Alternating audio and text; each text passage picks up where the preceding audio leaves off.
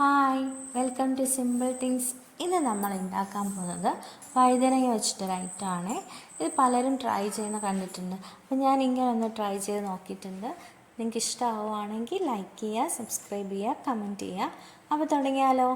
നമ്മുടെ വഴുതനങ്ങ എടുത്തിട്ട് ചെറിയ കഷ്ണങ്ങളാക്കി ഇത് ഇങ്ങനെ സ്ലൈസ് ചെയ്ത് മഞ്ഞൾപ്പൊടിയിലും മുളക് പൊടിയിലും ഇച്ചിരി ഉപ്പും കൂടി ഇട്ട് മിക്സ് ചെയ്ത് നമുക്ക് ഫ്രൈ ചെയ്യാൻ വെക്കാം. ഒരു ഷാലോ ഫ്രൈ ചെയ്താൽ മതി, അങ്ങനെ ഒരുപാട് ഫ്രൈ ചെയ്യുന്നു വേണ്ട. ജസ്റ്റ് ഫ്രൈ ചെയ്ത് വെച്ചതിന് ശേഷം മാറ്റി വെക്കാം. അതിന് ശേഷം നമ്മളൊരു ചട്ടി എടുക്കാം. ചട്ടി എടുത്തിട്ട് ജീരകം, ലേശം ഉലുവ, പിന്നെ ലേശം കടുക്, ഇത്രയും കൂടി ഇട്ടിട്ട് ഒന്ന് പൊട്ടിച്ചെടുക്കാം. അപ്പോൾ പൊട്ടി വരുന്ന സമയമാകുമ്പോഴത്തേക്ക് നമ്മൾ ഇതിലേക്ക് ചേർക്കാനുള്ള സവാള ആഡ് ചെയ്ത് കൊടുക്കണം. സവാളയും പച്ചമുളകും. സവാള എന്ന് പറയുമ്പോൾ ചെറിയ സവാളയായിരുന്നു എൻ്റെ കയ്യിൽ ഉണ്ടായിരുന്നത്, അതുകൊണ്ട് ഞാൻ 2 എടുത്തിട്ടുണ്ട്. പിന്നെ ഒരു ലേശം ഉപ്പും കൂടി ഇട്ട് നല്ലോണം ഇളക്കി കൊടുക്കാം.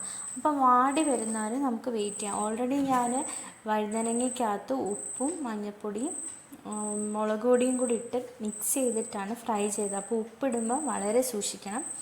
നല്ല കാറ്റ്, അതുകൊണ്ട് ഞാൻ ജനൽ വഴി ഞങ്ങളുടെ ഗാർഡൻ്റെ ഒരു വ്യൂ ആണ് ഇത്.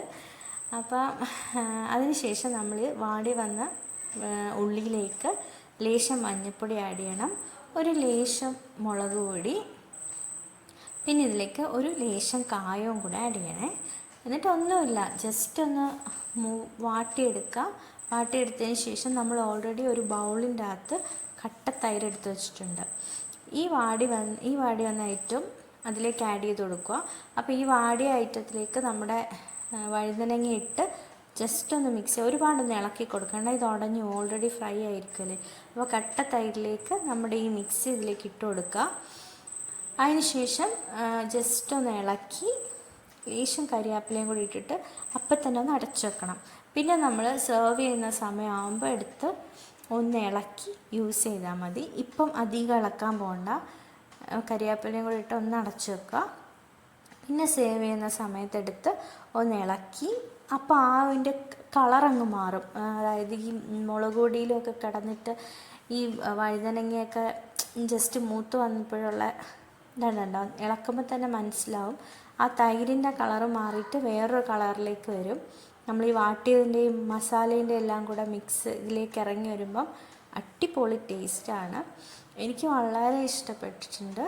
നിങ്ങളും ഇത് ട്രൈ ചെയ്ത് നോക്കണം, എന്തായാലും ഇഷ്ടപ്പെടും. സാധാരണ ഈ വഴുതനങ്ങയൊന്നും കുറേ പേർക്ക് ഇഷ്ടമല്ല.